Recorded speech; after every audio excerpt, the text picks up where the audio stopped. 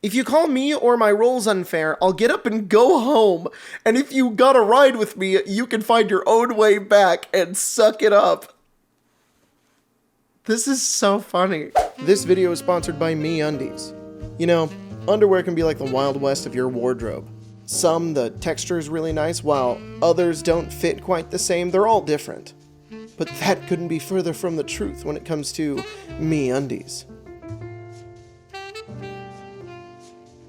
I love MeUndies. When I'm getting ready and put these guys on, I'm just having a better day. I've got a few pairs of MeUndies now, and I can't lie, they're my favorite, and I wish I had more. They're so comfortable. MeUndies has anything for anyone, from all black classics to fun, expressive prints. Plus, they come in sizes XS to 4XL, guaranteeing a flattering cut for every body. MeUndies also has versatile loungewear. Explore the lounge collection featuring joggers, hoodies, onesies, and more. Plus, they use sustainably sourced materials and work with partners that care for their workers. When it comes to comfort, MeUndies has you covered. Get 20% off your first order plus free shipping at MeUndies.com/fireball. That's 20% off your first order plus free shipping at MeUndies.com/fireball. So I've been seeing this post make its way through the rounds on social media. I've seen lots of people give their takes, and while I haven't cared too much to read them because I saw this post and saw that it was from Reddit and immediately knew it was terrible, but I noticed that this was getting like a lot of popularity and traction, and I wanted to know why, so I thought it would be fun to read it here. That's why I'm doing this. I'm doing this so that we can all learn together, and I can read this and we can go over it, and it's obviously important, and I'm definitely not jumping on a bandwagon. So the original post was deleted, but I found a YouTube video that has one of those terrible voice to AI things, and I'm gonna just read through that one, so I'm just gonna have to skip through it, but I have the original first 16. Okay, so the post says, my DM just posted this after a hiatus, enjoy. I'll just put you out now that's going to change before anyone goes through with anything. I'm timing turns. I don't give a f it's unfair in your opinion, because your spells are hard, or you don't know what square to move to. You get 1 minute to know all the actions you want to take, or I skip your turn. Alright, I can already hear people in Reddit being like, yo, this one's actually based. Actually, I'm gonna implement some of these rules already. Timing somebody's turn does not make them want to decide faster, it just makes them stressed out and not want to play. Imagine you're sitting at the table and you have just leveled up and you have some new spells, but you want to experiment with them a little bit because they may have different effects in the game that you're unaware of how the DM wants to interact with them. Like a lightning bolt. This is a pretty easy spell to get out pretty quickly because you just have a dex save and you deal damage, but you also need to find out the line that you want to draw it in. So you've got to figure out where the line is and what counts as a line. And if this DM is using squares, what if you want to use a diagonal? That's going to take a little bit of cooperation here. And if you don't want to bog down the DM, you might just do it on your own. Now, sure, you can do this on other people's turns, but if you're like the third turn and you've only had less than 2 minutes to figure this out, you might need a little bit more time to figure out what to do. Otherwise, if I was timed in that scenario, I would just say, I cast a spell and let the DM deal with it. This doesn't help your players' turns be faster. This puts way more pressure on you as a DM to decide and figure everything out. So now you've just taken all the workload that your players could be doing for you on their turns and given it to yourself. I'm also using an easy spell. There are spells like Eye Bite or Command. God, all of the charm spells have so many contingencies with them, like Suggestion. Most of the time I've realized that my players are taking a long turn because they want to figure out how something works. And if you want to expedite that, you just need to be patient and let them have some time to figure some things out. It's not a video game. It's Dungeons and Dragons. It's all about communication. The whole point of the game being fun is that you can do whatever you want and you're supposed to talk about the rules in the first place. Anyways, I'm going too deep into the first one. There's 44 of these! If you want harder fights, bring a second character sheet and expect to twiddle your thumbs when you die. I'm not going to baby anyone. What? I don't get this one. If you want harder fights, bring a second character sheet. Is the DM saying, bring another character sheet so that you can have a backup character?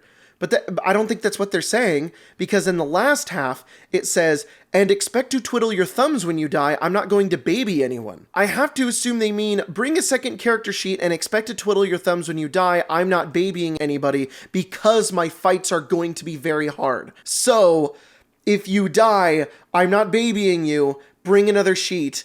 See, this is how you can tell this was written in a rage. I don't understand this one. I can't tell if the GM is upset that they want their game to be hard or easy. You know what? I'm writing this one off as I don't get it.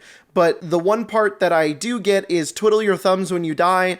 Nobody should be sitting at the table twiddling their thumbs unless they're just like not in the scene. If you call me or my rolls unfair, I'll get up and go home. And if you gotta ride with me, you can find your own way back and suck it up. This is so funny. Just imagining being like, oh, that sucks. And like he leaves. It would be funny if it was the guy who got a ride with him. Like, he's just like, oh, that's unfair. You can't go home now. I don't think I need to explain why that one's terrible. I can get not liking your rolls being called unfair. That is kind of annoying. I think this is an extreme reaction. I don't think you should leave. This guy does not want to run D&D. I can understand thinking that a roll, like calling a DM's roll unfair, can be annoying. I have been in that scenario before where it's like, it's the dice, like I'm ruling by the dice here. I'm sorry that you think that's unfair. And if this is something you want to talk about after game that you think sucks, I'm more than willing to talk about it with you and find out why it sucks. But that course of action was not taken here. I don't know, if you have a problem with like how DM rules something or how it rolls, just talk to them. Number 4, I'm going to take your character's loot away as regularly as you want it given out. Rule 3 will apply here? Oh, okay, so now we're using Rule 3 as a global rule to all the other rules. Also, if you call any decision I make unfair, I'm leaving. If you criticize me in any way or think that any part of the game is not fun, I am going to leave! This person does not want to DM. Please free them. Get a new DM. So you'll go through a dungeon, and you'll fight some monsters, and you'll get some loot.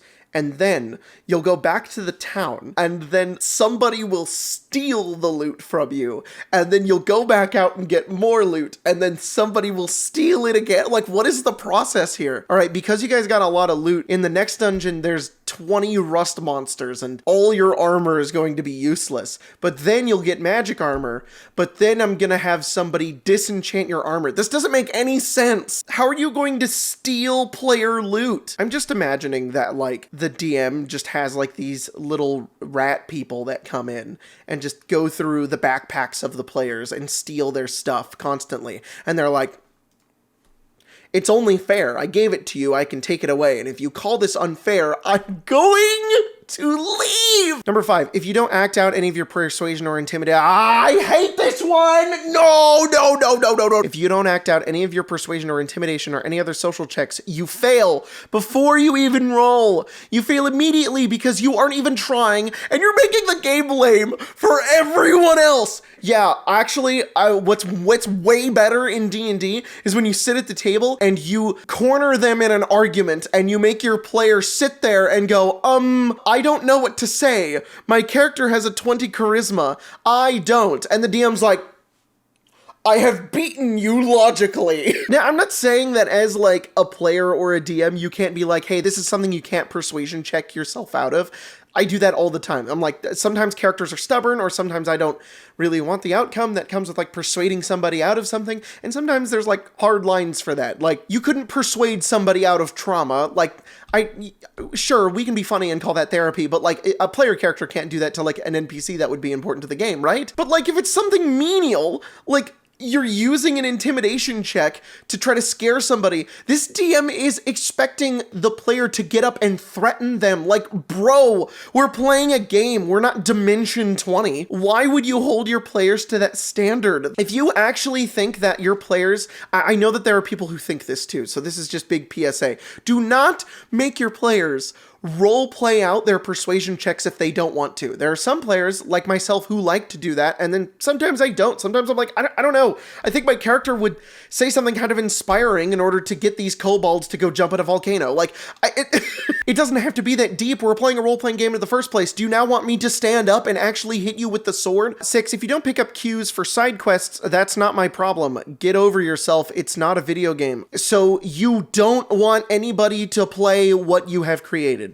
Got it. You have written and prepared a game with your very cool NPCs and your combats that are going to be very hard and nobody can complain about it. But then if you don't find the mission or the story and you don't know where to go, that's on you. I'm just gonna sit here behind the screen and wait for you to yell at me hard enough until you scare me, and then I decide that the guard will give you the quest. Just to add my own thing onto that, if your players are like, I don't know where to go, hey DM, where do you want us to go in this situation? What's the plan here? And you're like, gotta figure it out.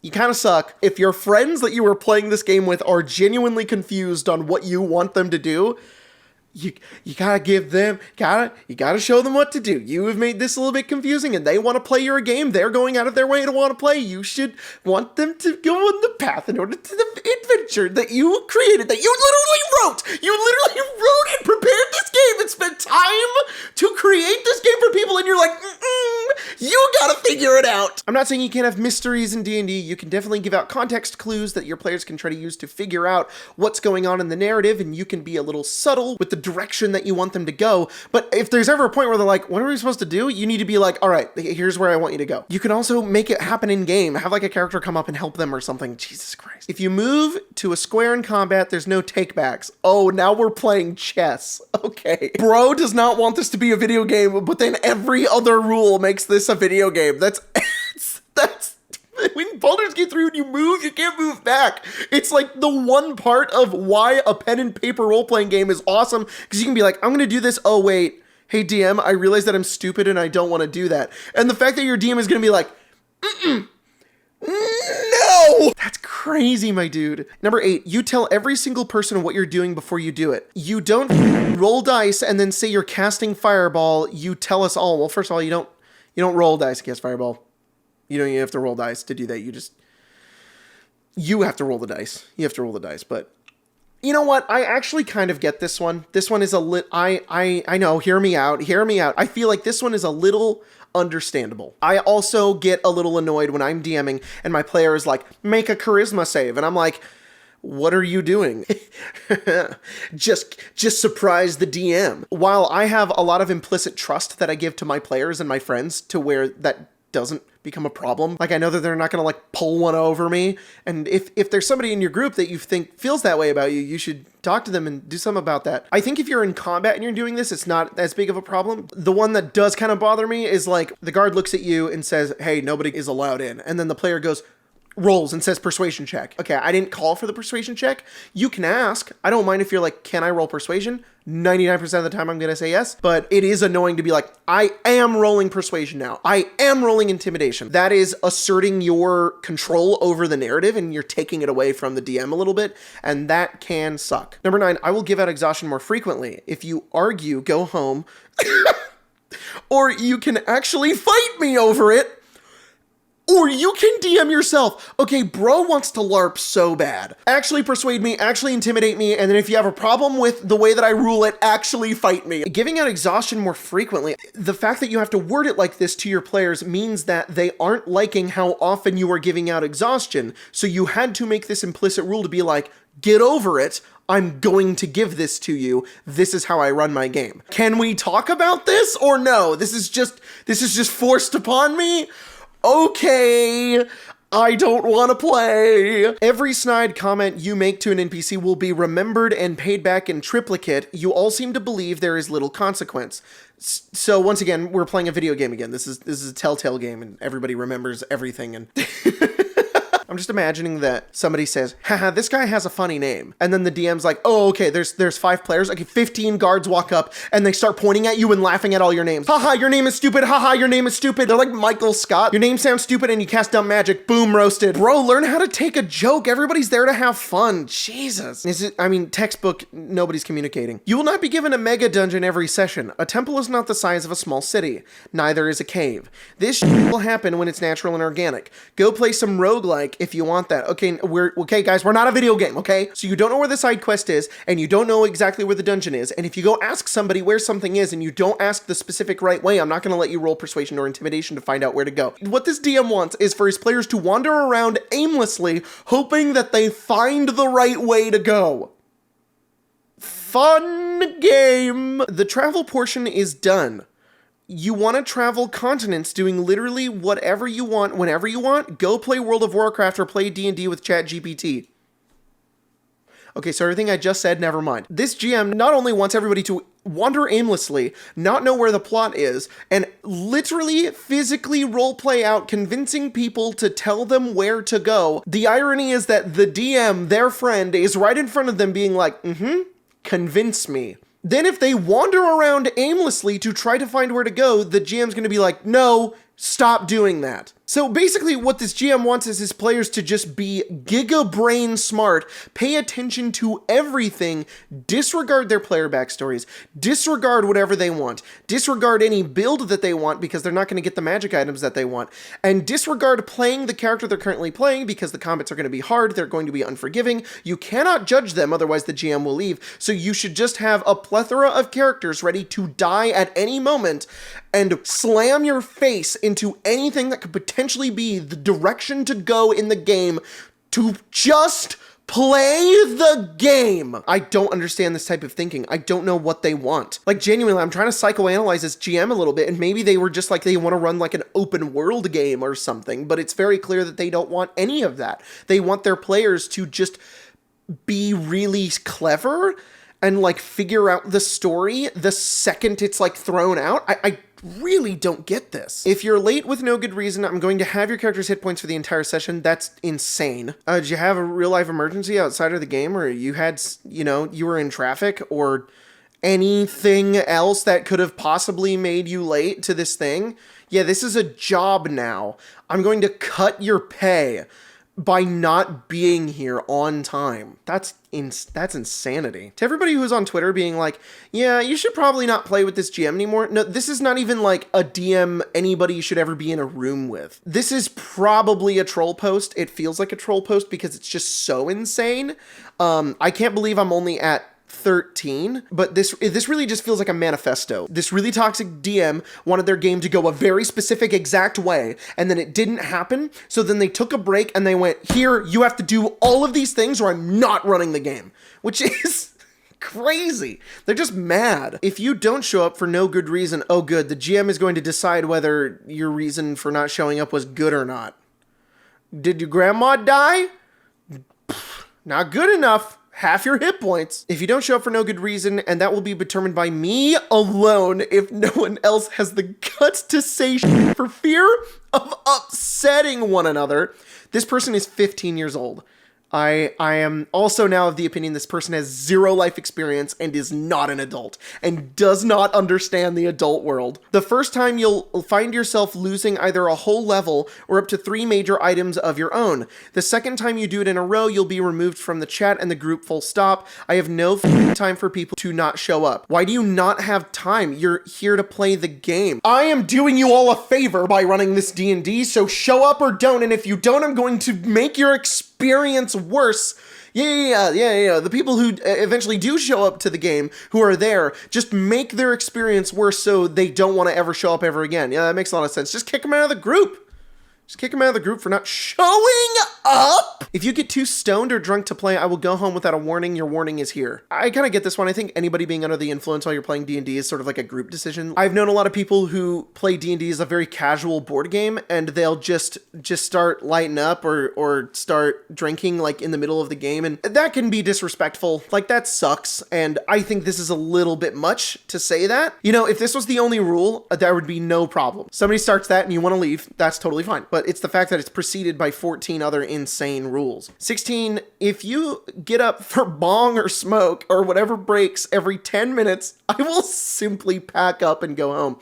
You don't have to say simply. We know you want to go home really badly, dude. We know you barely want to be here. I'm sick of waiting for every bloke to be here at the table. Oh wait, bloke? He's British! I'm timing turns. I don't give a f if it's unfair in your opinion. Okay, now I have to go to the terrible video to find out what the other rules are. Guidance, divination spells, owls, and whatever spells I decide are too stupid and are banned outright. No more guidance. Who hurt you? Why did guidance hurt you so bad? Guidance is fine. It's just a D4. Let the players have their guidance. You get one chance at a skill check. If you up, your party doesn't get their chance to do the same check. Think careful of who's good at what. Okay, there's a little bit of understanding behind this one. Like, every villain is a little understandable, right? This one I kind of get. It is annoying to be like, can I try? Can I try?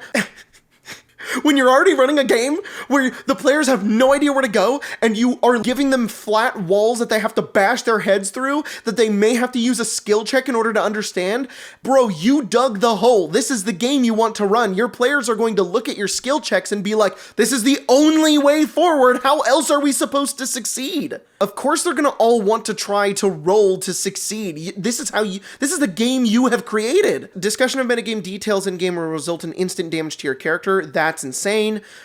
You are silly. Sometimes people like to make jokes. That's a little wild. Just ask them to stop. You don't have to deal damage. That's ridiculous. I think these are children. I think these are literally children. They don't understand repercussions. Rules lowering fellow players is encouraged. Actuallying me will just result in me telling you to f*** off. Oh, okay. I don't think I can go on. This one sucks. At my table, you can rules lawyer me. That's okay. Sometimes it's annoying, but most of the times it's in good faith and I totally get it. The time that I don't like it is the opposite. Do not rules lawyer other players. That is mean and that is rude and you're telling them how to play the game. Oh, regardless of these other rules, if you have a DM that encourages this to begin with, giant red flag, stop. Because other players should not be rules lawyering you. That's just rude and kind of disrespectful. You roll your dice within view of two players who aren't you standard. You roll them neatly and you roll them on the table. Failing to do these three things will auto-fail whatever roll you did. Arguing that you actually rolled validly when you clearly didn't is an automatic critical fail. So if my dice falls off the table, I critically fail? I think I've gone full circle. I think I actually do want to play D&D with this person just to see how quickly I can piss them off while trying not to look like I'm trying to piss them off. If I pick up my dice and just drop it on the table in the middle of the game, they're not only going to get mad at me and probably leave because they think I was rolling to do something in the game, like I was casting Fireball, but they're also going to think that I rolled incorrectly. So I've like double enraged them just for dropping my dice on the table. And then I'll just say something like, oh no, I was casting Guidance. No, you can't cast Guidance right now. Like that's not something you can do. And I'll be like, oh, okay. Can my second character do that? And then I will take the fastest turn known to man by also not explaining anything that I'm doing. So I'll do my stuff really fast to get into the 1 minute time limit, but then they'll be like, what? You didn't explain anything you were doing. And I'm like, oh, sorry, I was trying to stay in the time limit. I cast Guidance. Okay, you can't cast Guidance inside of combat. That's ridiculous. What did you do on your turn? I'm like, oh, you want to know the rules of what I did on my turn? Okay, oh, so, wait, no, I'm not allowed to do that. That's discussion of metagame. That's metagame discussion. I can't do that. I don't want you to leave the table. This is insanity. I would then try to gaslight them into being like, well, isn't it a little insane you're not rolling your dice out for everybody else? Like, I think it would only be fair. And then if they were like, no, I am the DM, I get to do my dice rolls behind the DM screen, I'll be like, oh, so it's kind of like a video game then, where like, we don't really know what's going on behind the screen. I thought this was more of like a pen and paper style game. I just didn't think you would rule it like that. I mean, I thought that you were a really fair DM. I wouldn't want you to be unfair, right? Like, I'm not calling you that, but I'm like, I just thought you were fair. And then they would be like, okay, fine. And then they would roll it. And then if they ever rolled in the incorrect way, I'd be like, that's a critical fail! A critical fail! Yay! And then if they were like, no, I can't do that, I'd be like, why? Why? You don't know how to roll correctly? We all know how to roll correctly. We've all been rolling correctly. You don't know how? Our own DM who created these rules doesn't know how to roll at the table! I don't want to read the rest of these. Instant death traps and mechanics are coming into place. If you call these things unfair moving forward, I will laugh at you and tell you to f*** off and cry some more. Okay, so this guy does not want to run D&D. This guy wants his friends to walk into rooms and die, and then to laugh at them. That is what the entirety point of this game is. One of the worst D&D games I ever played was when I walked into a room after a couple of sessions of a game. I walked in and immediately died. I did not have a backup character. It was a combat that then started. My character was dead, and I just had to hang out. I stood up and walked around the room and just started doing my own thing because I was dead and there was nothing for me to do. That is one of the worst things you can do as a DM if you're trying to make the game fun, is having an instant death trap, unless you have some cool story thing behind it where like there's a way to get the character out for some reason, or you wanted them to be dead so they could like talk to somebody in the afterlife, which I think is really stupid anyways, but like there's very few reasons to do that, and that's insane. I don't want to read the rest of these. These are terrible, and I think this is a troll post. Don't rule your D&D games like that. Communication is the major functioning aspect to TTRPGs. It's why they're fun. It's why we play them in the first place. Communicate with your players and talk to them. If there's something that you're not vibing with, there's a way that you want to run the game. I guarantee you, if you talk to them and work it out, it'll happen. And then if they throw a hissy fit, then you know that they should not be at your table anymore, and that's bad. So anyways, have fun in your games, and I don't, oh my god, I hope that we're trying to be more positive here on XP to level 3.